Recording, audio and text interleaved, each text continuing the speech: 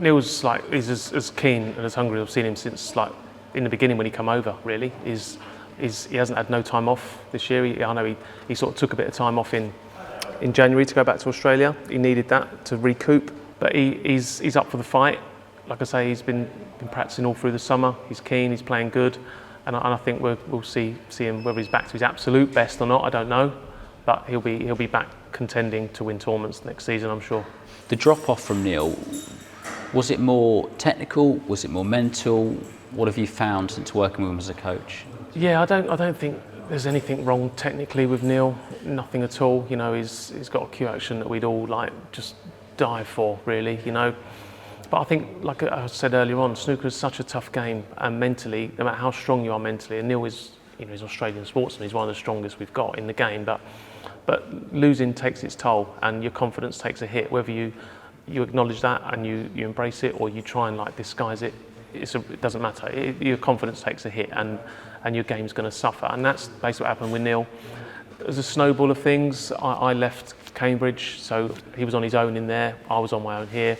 Neither of us practiced together. We never practiced with anyone really, and it was a bigger thing for Neil because where he was used to getting all his match practice from winning tournaments and going to semis and finals, that stopped. So not only was he getting competitive match practice, he wasn't even getting match practice. So his game sort of suffered as a result of that, but it's all been addressed, it's all been acknowledged, and yeah, I think we'll see him back to sort of where he should be. And how have you found the relationship working with him?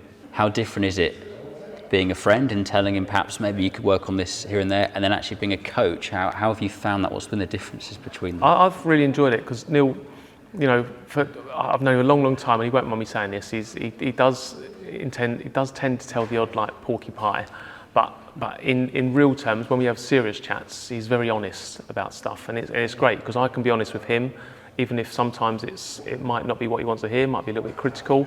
We can be honest with each other, and it's a good thing. There's no point sort of hiding behind the detail. You've got to address it and you've got to deal with it, and he's all for it. He loves to go deep into stuff. We've seen some of his stuff. He talks about football, and he's very analytical, isn't he? Yeah, even when we've seen his paintings he does, he's so detailed. So it's good, and I'm enjoying it. I'm enjoying the dynamic.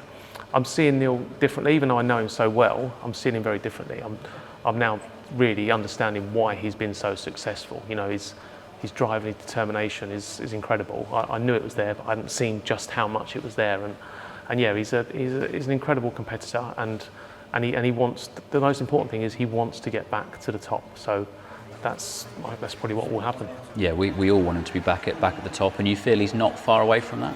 No, his game's not far away at all. His game's not far away from where it's always been. It's going to come from results, getting some confidence, building some confidence, starting to strike that fear into his opponents again, feeding off that. And we've all seen what he's like when he's playing. He just dominates the table, dominates the arena, very intimidating. And once he gets a few results under his belt, I think we'll be back there somewhere.